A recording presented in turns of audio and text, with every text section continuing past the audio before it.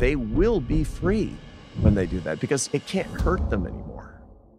Only 20% of Americans are morbidly afraid of death. That's called thanatophobia, and it's in the DSM-5 manual. But only 20%. I mean, none of us is like, oh, hooray, death. But we're not really afraid. You and I are not afraid of death. But we almost all have our own death fear. So if you're afraid of failure, that's your death fear.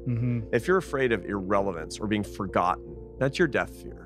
And one of the things that I ask my students or anybody to do is to figure out what your death fear is. What is your concept of your life that you're afraid to lose? That's your death. And then the way to cope with that, because you can't break through. You can't get to the second curve. You can't actually find your bliss until you conquer your fear, because that stands in the way of your love. That stands in the way of the real life in your life. So the way that I do this has been very helpful to me, and now I do it with my students, particularly with fear of failure, because my MBA students at Harvard are ultra achievers with very little experience of failure.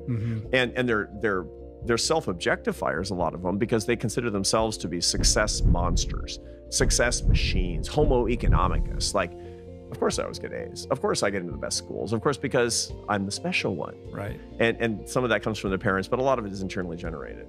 So the way that the meditation on death works that can be adapted to our own particular death fear it's called the Maranasati meditation of the Theravada Buddhist monks. If you go to a monastery in Thailand or Vietnam, you'll notice that in a lot of monasteries, they'll have photographs of corpses in various states of decay. And the monks will stand in front of them and say, that is me. And they'll walk to the next one and say, that is me.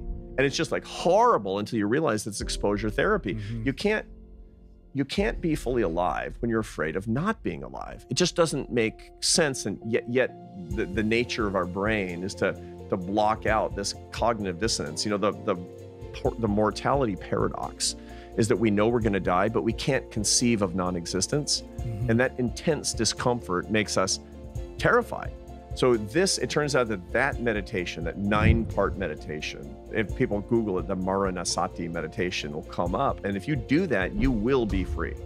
But if you do that in the case of your fear, you will be free as well. So I have a 9-part fear of failure meditation that I ask my students to contemplate. It's one of the exercises. Every lecture ends with an exercise, much of it based in theological or philosophical tradition.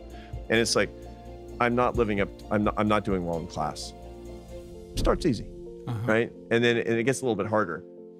My friends from college seem to be doing better than me and getting better jobs than me. and then a little bit later, it's like, I think my parents feel sorry for me.